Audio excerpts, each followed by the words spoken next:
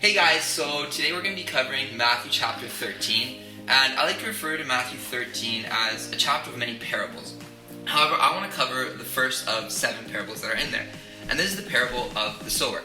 Now in the parable of the sower, we have a farmer that goes out and he sows seed. Now, however, the seed falls in 4 different places. First, it falls on a path. Secondly, it falls on rocky ground.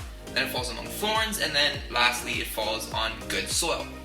Now, these different types of places where the seed falls represent 4 different types of people or 4 different states of heart. Now, the first type of person is someone that receives this good news, that receives the word, that hears about the kingdom of heaven. However, when the seed is planted in their heart, they can't understand what they're hearing, and then the enemy, the evil one, comes in and he snatches away that seed that's been planted.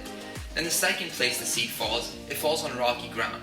Now, this refers to a type of person that when they hear the good news, they receive joy. However, their roots can't go deep because it's rocky soil, and then when troubles come and when persecution comes, these people, they fall away from their faith.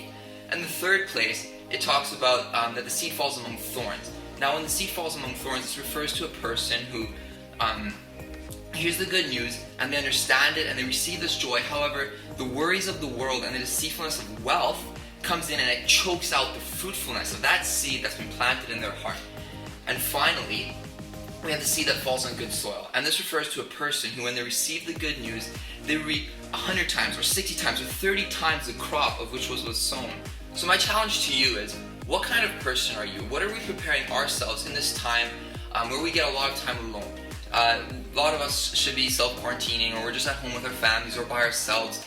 And what are we doing with our time? And I want to encourage you guys to A, read a lot of your Bible, and B, spend this time asking God to prepare our hearts and open our minds to receive this good news, and be the type of person when we receive this, when the seed is sown in our heart, that we can be one to reap many times what was sown.